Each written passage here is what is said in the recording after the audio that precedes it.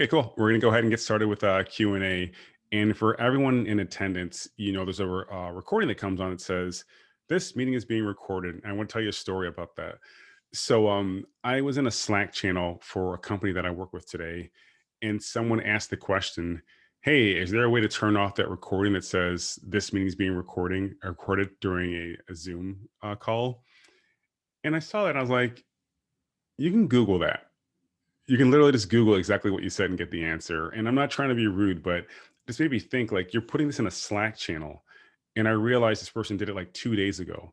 So like, have you really been sitting around 2 days wondering that? Or could you maybe have just, Google it to get the answer?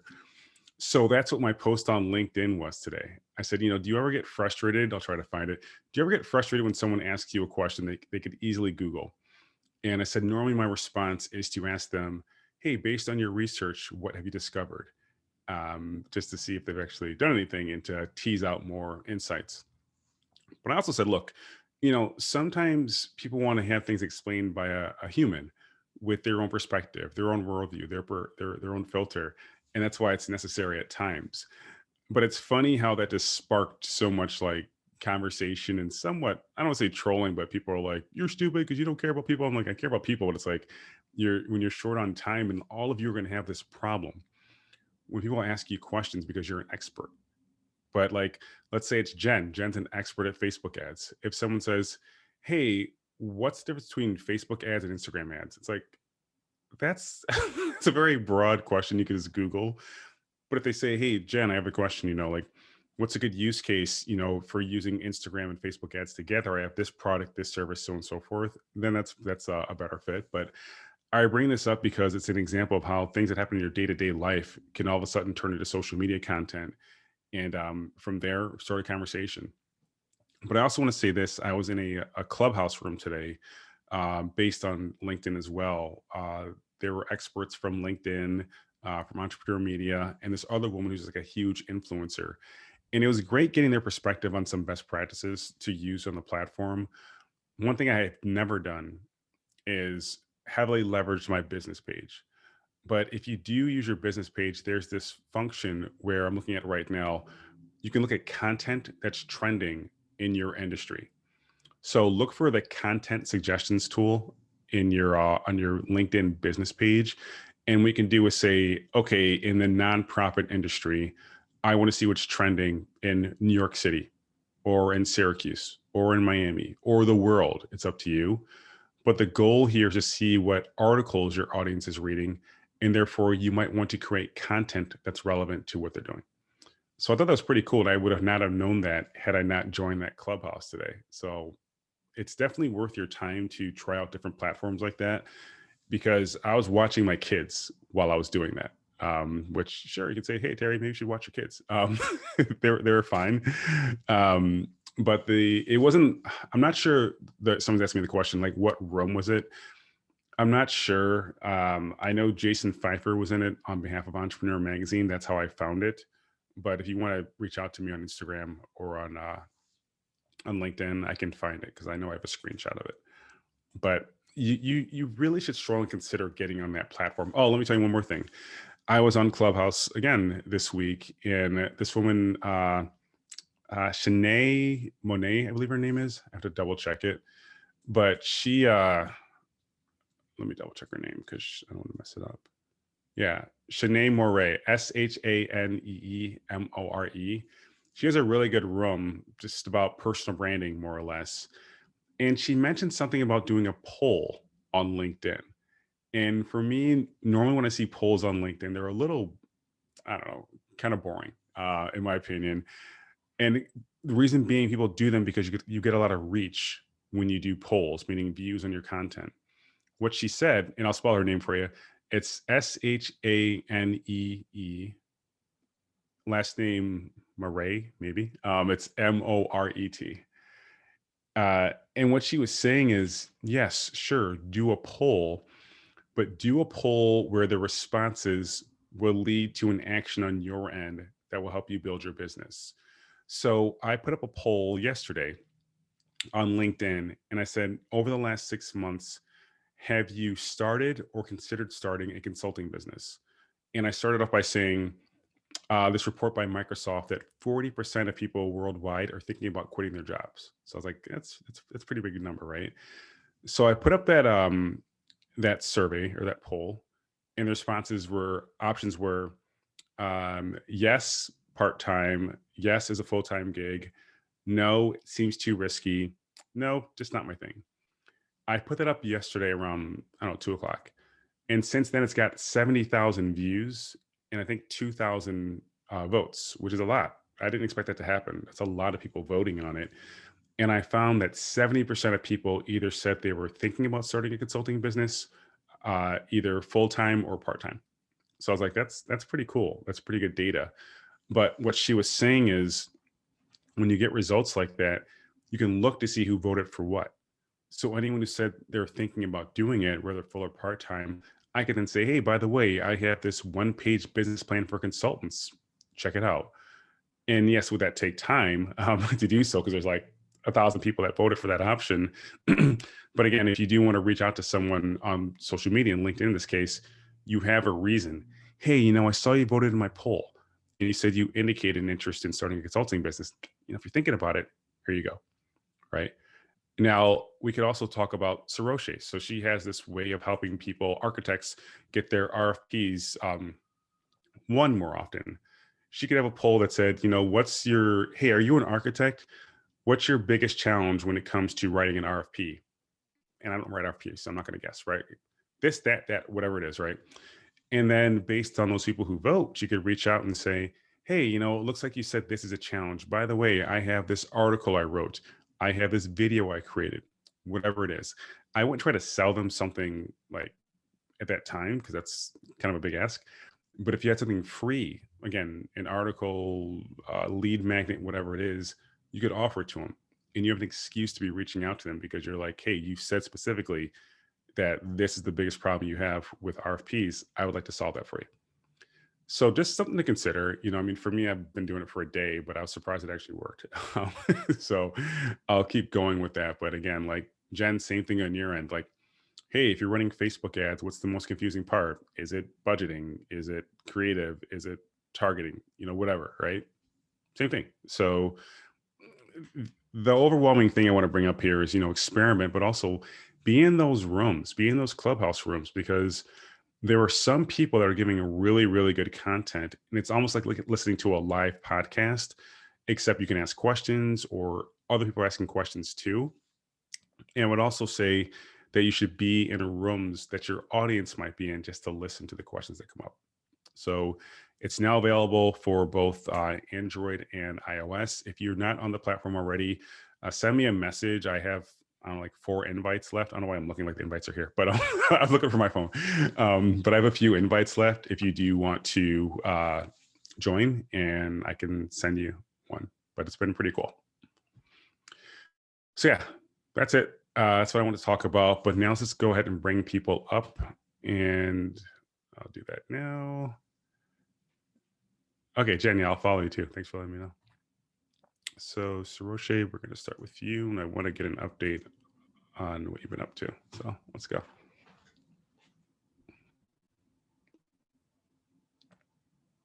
Hi, how are you? That was I'm well. really How are you? On the LinkedIn thing. I'm just starting to get more vocal on LinkedIn and figuring out the best way to talk about it. Okay, so updates. I have 2 workshops next week. One is an hour, actually one is 2 hours with my perfect customers, profiles as I call them. And they are with the Society of Marketing Professionals in New York, and they're basically proposal writers that work for architects, and it's like literally the perfect customers. And I have an opportunity to do a deep dive into my content without giving too much away, but also I know we talked about this, but what is the leanest, quickest, and best way to convert people off of that workshop? And if I have to do a landing page, which I know I do, what's the base minimum I should have on it? Got it. Okay, so you're allowed to somewhat lead people to your website during this. Well, first of all, congrats on these talks. Let me take a step back. That's awesome. Thank you. Why don't I just give you an example, like now, what I've used in the past. in regards to being basic. I mean, the cool part is your credibility has been established by you talking. So, so yeah, I mean, it's not like you have to. Actually, I can't even find one right now. I'll send you one on LinkedIn because I'm kind of fuddling around here. But what I would say is this: you would say, "Hey, thanks for attending this event. If you had a deck you're presenting, here's how you can get a copy of the deck. If you'd like to learn more about my services, you can book a time with me to speak here." And I would use a tool called Acuity or Calendly, one of those two, to facilitate it. I would consider putting a headshot there just so there is some kind of like personality. Only link. Calendly is a tool, Calendly or Acuity, like a tool that you use to book calls. Got it. You mean on the landing page? Yeah, yeah. Well, here's the thing.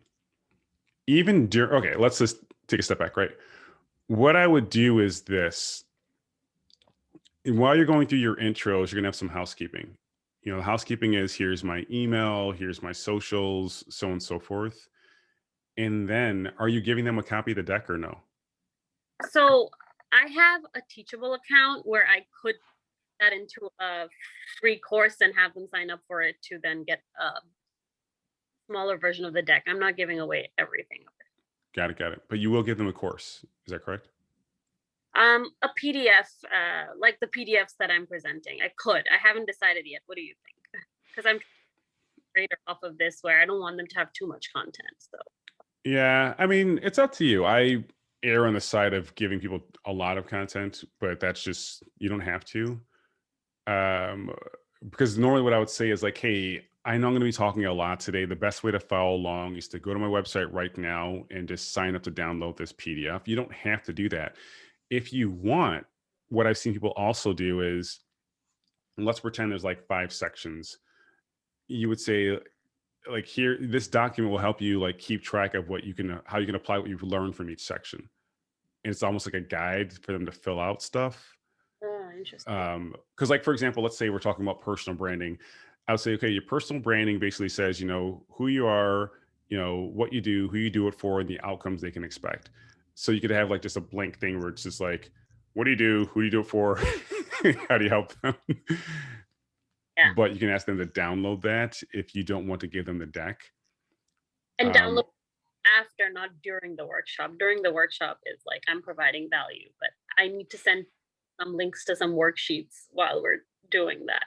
Well, here's the thing. I do that early because not everyone can stay the whole time sometimes. If this is relatively short, maybe you can get away with it. But like every 5th slide, I'll have a reminder in the footer.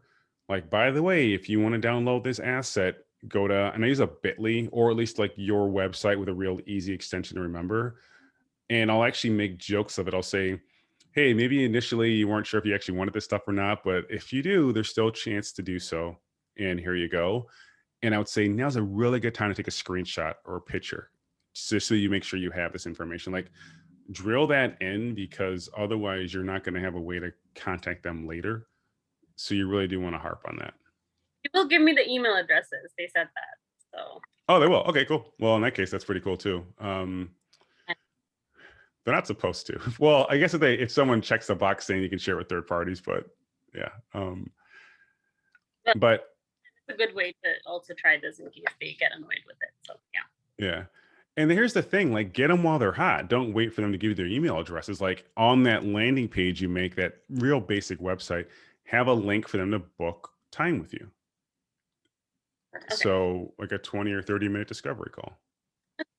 And that's the best way to get them on the phone in any case, versus they wouldn't obviously buy right off the bat.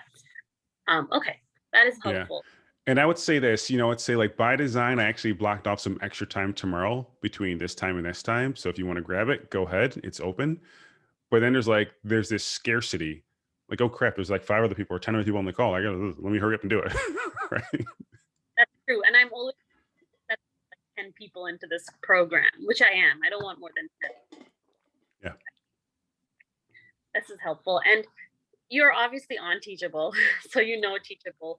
I have Teachable, but I also have New Zenler. You know New Zenler? It's like a Kajabi. It's more robust. Yeah. Where should I spend time to create this landing page because I think Kajabi has a marketing funnel. If you have Kajabi, Zenler has a marketing funnel, which is very good, similar to Kajabi. okay, I would probably build it there just because I didn't know Teachable even had landing pages. Yeah, it was very difficult to create like a bio about me page. It was hard to start like doing those things. I like Teachable a lot, but I mean, for the automation part, it's pretty cool. So I would use this other program that you're referring to. Okay. And my second, and I'll keep this short. Can you pre-sell a course without having an actual date of when it starts? If live, if you are just and want to be more conducive to their schedule, or just don't know it. I mean, the way I see it is this. First of all, yes, but the more concrete of a date you have, the better. If I say like coming, June 15th, actually I should say that. So like July 15th, that's a solid date. If I say coming this summer, it's like, so. It's for September. I know that's a lot, but I'm trying to see if I can pull this off so quickly. Maybe I can't. So I'll just. Here's the thing, right? I mean, I don't think there's a problem with you saying by September 21st. If that's your goal, right? And if something comes up, let people know like, hey, by the way, there are some unexpected things that came up, so on and so forth. Here you go. So long as you go into this with the best of intentions, I would say you're fine because stuff comes up, it's not a big deal. But if you just make up a date to make up a date, then ethically you're not, even going into it with the right intentions. No, by July 15th. And lastly, recently, I've actually been reaching out to familiar people and they've been interested in partnering. That guy who I told you, who I reached out to via LinkedIn, we have a call perhaps tomorrow, or I'm waiting to see if I should hold it off because I have another person who I know much better and I know is more suitable for me. And she is interested in partnering. So it's good to have this problem, but also kind of zone it in and actually implement versus like now I have to stop outreach, but more like implement and look for the actual buyers. That's the partnership. Yeah, I want to talk about that for a minute. I don't want to give all the details just because it's your story, but when you're just starting out, you want to be careful of partnerships because the one that this guy wanted her to do required way too much work without any kind of guarantee and without establishing any kind of trust first. So like you all have a plan, like you want to make sure you stick to that. If something comes along that can be integrated into that plan, cool. But if it distracts you from it with shiny object syndrome, you have to walk. So I like what you're saying. You're like, look, I got everything established now. Now I have to do outreach for my company, not like trying to network. Do that first, like get that business model going first, and then you can do extra stuff if you want to. But that's what I want to focus for now. Yeah, no, that's a valid point. I suggested a pilot and he's like, okay, maybe we can just do that first to test the waters. But regardless, thank you so much. If I have more questions, I'll just type it in. I don't want to take any more FaceTime with other people on this call. Well, I appreciate that. But it's always great getting these updates. Jen I'm going to pull Jen up now, but she's asking you some questions and giving you some advice too. So take a look at that when you get a chance. Thanks. Yeah. All right, Jen. So I'm going to pull you up after I somewhat demote. Wait, here we go. Change role attendee. All right. And then Marion, let me know if you want to chat as well. I can put you up next. Just let me know in the chat window there. Okay, I think I'm connected. Can you Here we go. I can. How are you? No one else has a question first? I can just keep talking. Let me double check and see. Okay. Marion, to reiterate, if you have a question, you can go ahead and ask it whenever you'd like. Didn't see it. All right, Jen, you're up. What's up? Okay, because I haven't gone through any of your course yet. I know you recommended I start with the audience first because I was working on audience targeting. The program I'm going through is really accelerated. So basically, I launched my first ad campaign this morning. I don't know if this is an appropriate way to like if I can share you my ads manager and you can take a look at the ads, but they haven't been running for very long. So I don't know if you even have any feedback from me yet, but if you do, and if you want me to screen share, happy to share with you, the ads. I'm trying to figure out how much I'd be able to share without obviously taking it out of, like without turning it off. So Is it your data? Is it client's data? it's mine. These are my ads. So. Oh, yeah. I mean, you can share whatever you want then. You don't have to turn anything off for it. Okay. Yeah, because I've never done that before. So I don't know what I can turn on and off. Let me see if I can. Let me know. If And what's the campaign for? It's to find my first client. Okay, cool. So, ideally I was targeting coaches, and then the narrowing layer was in software, and then the other ad set was if they were like a Facebook business page admin or regular page admin. So I'm not even sure if that was an ideal combo that you would have recommended. We can talk about that. Is it better to show you this or to show you my audiences, which is in a different section? Give me 1 second. So Shiroshi has to drop, but she wanted to get your input. What I'll do is, first of all, she gave you your email address, and I can copy and paste the input Jen gave later for you if you need that as well. Okay, cool. So you're saying, well, so the goal is to get clients. What's your offer? Like, what are you offering in the ads?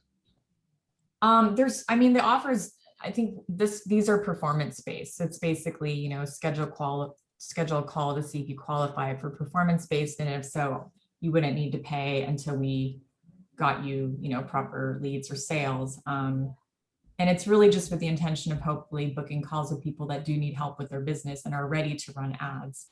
So, it's only a small percentage probably that would qualify for performance based, but if they did, that would be great. And if not, we're here to offer them different services like, basically we there's like an onboarding in the beginning where it's very much like, do you have your funnel in place? Is the copy and the creative, like, does it look good? Do you have a proper email sequence? Just so that we make sure that they can properly nurture any of their leads before we start the ads. And then, we go into the ad section.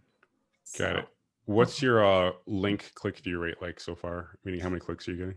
I've only gotten 4 link clicks, but I don't think any of them have turned into leads yet. So, yeah. Okay.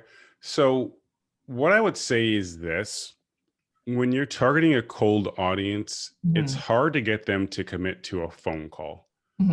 So what I've seen work with most people in our position is they'll have some kind of freebie. It could be a free webinar, it could be a free download, something like that. But if I don't already know you, even if you are offering a free phone call or something like that, I'm not likely to click. So I think it's good to test it out to get an idea of like what the cost will look like. The CPM looks like it's about right for your targeting. I mean, it's a little high, but it's a very specific audience. I would, I would be surprised if you got a lot of results from this, but it's worth a try. Because if this works, it works, I mean, so, you don't have to. I know what you mean. Cause it's funny. It's like this mentor, this program, this is how everyone has been doing it. And it seems to work, but it's a very weird experience to be spending money on ads when you're, when you feel like there's other ways that you could go about it. When you say it works, what do you mean it works are they doing the exact same kind of approach where they're offering a free call? Yeah, exactly. If it works, maybe it will. I mean, I can't, if they literally have data saying this has worked for clients using the exact same method of reaching out to cold audiences, then I would say spend your budget within your area of comfort, but I have not experienced the same thing before. So you can see what happens. Okay. I think what you're saying though, ultimately makes a lot of sense. If that doesn't work out as well, I'd love to just create a freebie because that for me would be really easy and fun to do, tips and tricks to kind of, Have you tried doing this organically? Have you tried going on like Instagram or LinkedIn and saying, hey, by the way, here's what I do. If you'd like a free blah, blah, blah, here you go. Have you tried that at all? I've not at all because this is kind of, their first recommended approach, I think. And because it's accelerated, they recommend this because people tend to find their first lead faster. But I agree, if you're trying to do it from a cost standpoint, it would be better to approach things organically, right? Yeah. I mean, here's the thing, like I don't know what your level of comfort is with spending on this. Like, I would have a number in your head though. Like, I will not spend more than $1,000 if I get nothing. Like, whatever that number is. That's pretty much her number, which I'm not saying is anywhere near my comfort level, but that is just what she recommends we anticipate spending up to. Like, people have gotten their first, client or two before that, but in her mind, like, that's the worst case scenario. And if so, she'd recommend switching to a different type of campaign. The other one I was considering was ads audit, because I could hopefully give, valuable information to the person, but also because I'm really good with funnel design and review. So that's something I would offer probably as a pairing. But she said that performance-based typically tends to get more booked calls. So that's why she recommends we start with this. And then if it's not working out, we can switch over to the other one. But between you and me, I think if this doesn't work out, I'll probably just start with organic first, because I don't think there's any harm in doing that. And I think it would be fun to just reach out to people and obviously offer them value before, taking things further. Yeah. Yeah. I mean, keep me posted, but I mean, I think your click-through rate is around what I would expect for this. It's not bad. I mean, for that one ad, I mean, some of them aren't getting any clicks, but yeah, and this is CBO, so I'm trying to understand too, is that also because Facebook tends to prefer one over another, or should they all kind of well, you don't have any conversion data. So the way Yeah. that Facebook would even traffic your ads is based on finding people who are similar to others who have already converted. That's how algorithms work. Got So it. if you have zero conversion data and you're saying, hey, let's optimize for conversions, it's going to say, I have no data. Like that, like machine learning needs to reverse engineer success. If there's no history of success, then it's hard to reverse engineer. Okay. Would it be worth talking to you about audience targeting while we're Sure, chatting? go for it. Okay. So the two pairings that I described, does it make sense to you, or are there any other ones that you would have me consider if I could do this again? Because I might be able to adjust it before I hit the max ad spend. Who's your target audience again? It was coaching, and then either the next layer was Facebook business page admin or Facebook page admins. And then the second pairing was coaching with software that coaches would typically use. I mean, maybe other well-known people that coach coaches, if they're available. I think your intuition's correct. Like, literally consulting is a good idea. Here's the problem, right? Again, the way the algorithm works, I sound like I'm, kind of explaining this mythical thing, is it's going to serve your ad to people who haven't shown an interest in consulting, but for all you know, they've been consulting for like 10 years and they don't need your service. Right. So that's where it gets a little tricky. I'm not saying don't do it, but it's like, yeah, you don't know if they actually need your help or not just because they're right. a consultant. Or they could be a management consultant working for like Deloitte. And it's like, nah, we're good. I'm not an independent one. But I think that's where your filter of like making sure they're a Facebook page admin is bright.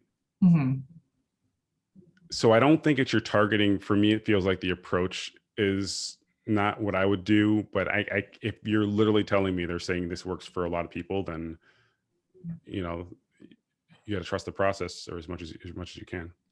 I know that's the funny part about it, is that there's a lot of it that does feel counterintuitive, but I'm just trying to try it out and see how it goes. And if not, then yeah, I'll deviate. And as far as the creative, I don't know if you have any comments about that yet, or if I can't see it. So I'm sorry, can I just click on it? Yeah, go for it. Like view charts maybe. Okay. Yeah. So that's the first one. Yeah. Could be a reason why it's not measurable. Okay, so I mean, I like the fact that you're conversational. No, I don't see. I mean, for what the assets you have, I don't think there's anything wrong with the creative. Like, just kind of looking at it, what I have seen work or have heard that works is testimonials are good. And then sometimes like just you recording yourself with your phone, like saying, hey, are your funnels all messed up? Are you confused as to how to do this? I'm here to help you. So that way they actually see the person who's going to help them as opposed to an image. Yeah. But that would be my only suggestion, is for you to actually be in the ad, okay, not just a picture. Okay, cool. And then this is the second ad creative. I don't know if it matters based on your feedback, but Oh, that one's way better. No, I'm joking. No, it's still not you, because I want to know, like, and trust you. Like, why do I want to get on the call with you? You know, like, because when I saw that video, oh, you know what? Wow, there's just something about her. She was engaging, she was informative, but she wasn't too salesy. I do want to talk to her. You know, okay. so that's what I would recommend. One thing they have recommended on our own Facebook business page is to add more videos because of that whole no like trust. But obviously I'm a bit camera shy, so I'm working up to that. But I agree with you. That's a good idea. I think they may have talked about video ad success, but I don't think it's a bad approach at all. I do think things like that, like you said, feel more personable and relatable. So yeah, keep that Yeah, in the mind. video thing takes a while to get a hang of. Like, I'm still like awkward on camera sometimes. It's just, I gotta turn my selfie light on. Hold on. But that's just like, it takes a while. But I want to go back and like repost some of my first videos I ever did on social, because I look scared and angry at the same time, which is like, it's like, dude, why are you making this video? So it does take time, but once you get comfortable with it, then you can like crank out content easily just from your cell phone. Right, Like, no need for, a studio or anything. But for you, I think that's going to land very well, as opposed to the static images right. without any kind of social proof. Like, if you had like a testimonial saying, oh, I'm so glad I work with Jen, things are amazing now, that would be different. But if it's just you Mhm. static, I think your personality has to carry the day a bit more. I do have one client. I mean, I've done more like social content and just product design for them. If they were Mhm. going to give a testimonial, would it be like a video testimonial, or could I create like a graphic treatment of a testimonial? It could be either or, because I mean, I have video testimonials, and those that perform well on social. You could also just have like the written text as well. I Mhm, mean, that's where you can do A/B testing, though, right? One is a mhm. video, the other one's text. Let's see which one works better. Right. Okay, cool. And one thing I wanted to share with everyone, maybe you guys all know this, but something that I've been embracing that I really liked learning about was the fact that things that aren't perfect are actually more believable for most people. Meaning, do you know what I'm saying? Like, meaning if you Yeah. look too good, too slick, for some reason, people can't find it quite as relatable. So for me, like, I know you said you want to re-record your videos, but I tend to really appreciate going back to people's, like first YouTube uploads, and you can see how far they've come. But I also really like that Yeah. initial. One of my clients gave me a testimonial for my group coaching program, where it's like a bit more intensive. And he's like, yeah, it was really good. So hope you all consider trying it. All right, well, I'll see you later. He's like, well, I guess I won't, because I don't know you, but bye. It was like the most goofiest thing you could have said in a, in a testimonial video, but I made it so much better, because obviously no one would write that in a script. He was just, speaking off the top of the head. But yeah, to your point, when you mess up a little bit, when it's not super polished, it tends to land better. Yeah. All right. Thank you so much. Yeah, and keep me posted on this. What I'd love to see you do as well is and Marion, let me know if you want to. I see you raised your hand. Let me know if you want to come on, or if you just want to type something. It's up to you. But Jen, what I'd love to see you do as well, if you have not, is just reaching out to your network, saying, Yeah. "Hey, by the way, I'm doing this thing. Do you know someone who would like my help?" Have you thought about doing that as well? I've not. It's been so accelerated that I was just focused on launching my ads. But in my mind, this is the perfect time to start doing that, like reaching out to organic, network and sources while the ads are running, just so that I have both in play. Yeah, we cover that in module 4, I believe. So I'm not saying to skip ahead if you want to stay this track with the ads, but I give you an actual script and a process to follow in regards to reaching out to your network. And I've interviewed hundreds of consultants in regards to how they grew their business, and the number one source of their first client is their network. So Yeah. right now, you either know or know someone who knows your first client or an additional client. So I would definitely consider doing that as well. Awesome. Thank you so much. Yeah, I would definitely agree with that. That's with the clients I'm working with now. It was all personal referrals or my own network. So this whole like ad thing is definitely new territory for me. I think the other thing is that I'm excited to be in your course and go through it, because deep down, I would love to be a consultant, in my own capacity. I just don't, for some reason, I don't know if it's a mindset thing, but I don't quite see myself as a quote unquote expert yet. So I feel like it's been hard to see myself, already establishing a consulting business. But at the same time, I know there's people I can already help. For example, the person you're speaking to earlier, I definitely know at minimum I could give her, really good like funnel design feedback at a minimum. So that's kind of the thing where I think it'll be fun to look at your course and see what I can start offering, regardless of what, level of expertise I see myself having. Yeah, I mean, as long as you're honest about where you're at, it's fine to start. If you're, let's pretend it's like a 1 to 10. If you're at a 4, say, hey, I'm a 4, but I'm going to be the best 4 you've ever worked with, and this is the limit of my capacity, so on and so forth. It's fine. But I think you're right. Your intuition is right that you are ready. You said to be clear about how you can help people. Awesome. Thank you, Terry. Yeah, sure thing. And now we're going to bring Marion up. So let me just do this. I'm going to demote you effectively and bring Marion up. There we go.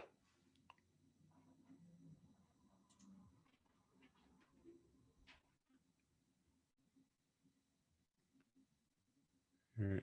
Marion, I can't quite hear you yet. I think you might have to unmute. All There right. you go. I'm gonna show myself. Hey, how are you? Got a haircut, so I was all new. I get my haircut. Yeah, you gotta show it off. I'm doing good. Thank you. I've been going through the work, but I've been doing it sparingly because I had a contract, and I just completed my contract. I do a lot of contract work. I'm a counselor, a licensed counselor, but I'm trying to get into coaching and consulting. But because of the pandemic, I took this big assignment, and it kind of like wore me out. So now I'm like, woo! So I'm trying to. I know there's a big push now for the mental health, and I'm going to do courses. And so my question is doing courses for mental health a good thing, or should I just continue to go on to my consulting? I'm trying to build up a consulting business and coaching business. I would say this. I think anytime you can have a product that you can sell that doesn't involve your time, it's a good fit. I think so long as you're confident in the content you would put in that based on your experience, you should consider it. Because what you can do is you can still offer live consulting, but also give people the course too. Okay. That way, when you're, when you're having your, let's say it's a weekly meeting, they would have done some prep work initially in regards to having a more positive mindset or whatever it might be. But I would also recommend delivering that content like more in a workshop style live a few times. Okay. To see how it can scale effectively. All right. Okay.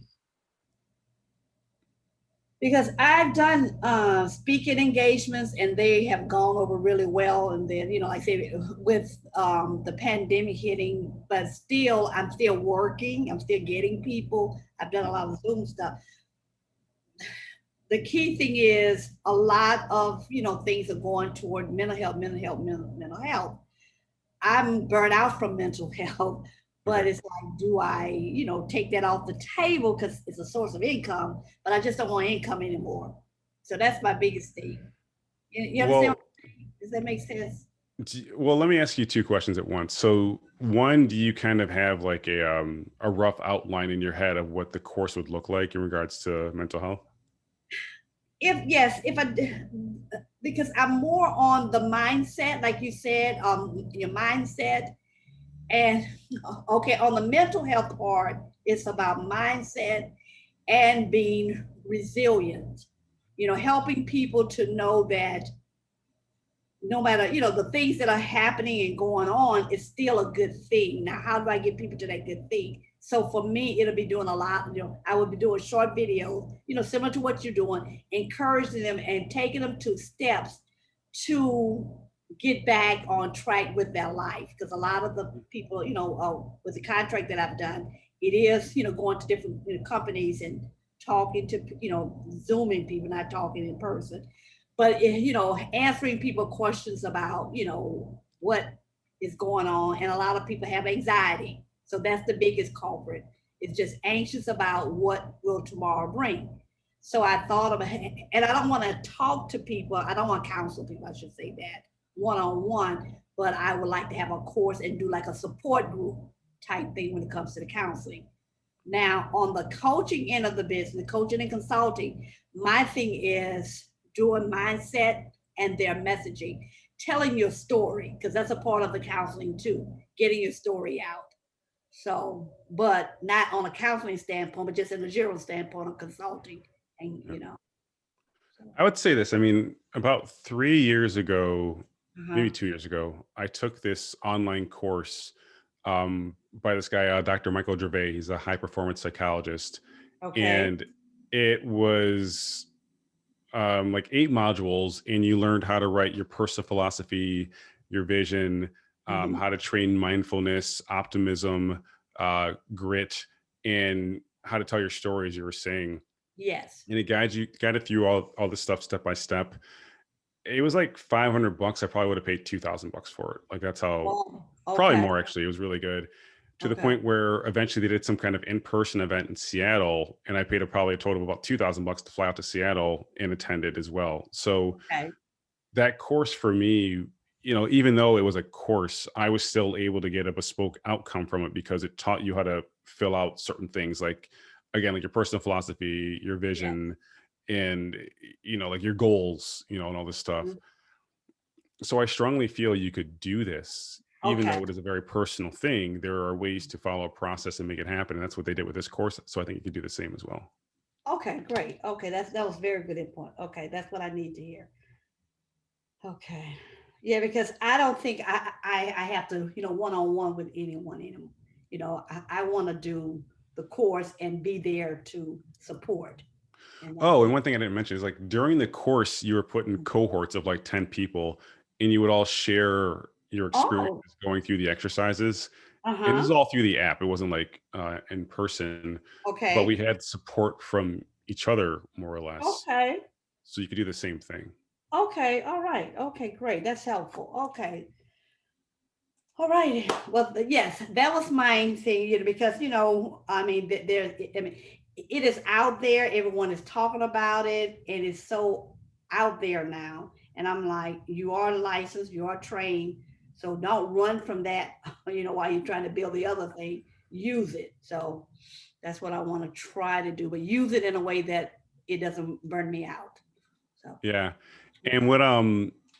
what this guy, Dr. Gervais, is saying now, he's like, we need to like redefine what mental health is, because there's so many people out now who are claiming to be experts. They're not, like you, like, like real dedicated experts. Yeah. And there there needs to be a voice of authority, people like you who are kind of Okay. filtering out of the noise. So more or less that's a role you could play as well.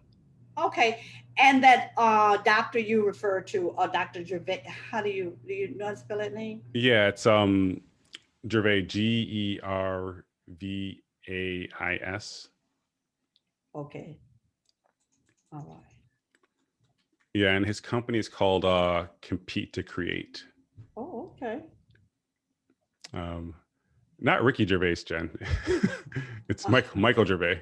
And Michael, okay. Yeah. And Peter Yeah, Chris, no, it's that's fine. good. Okay then.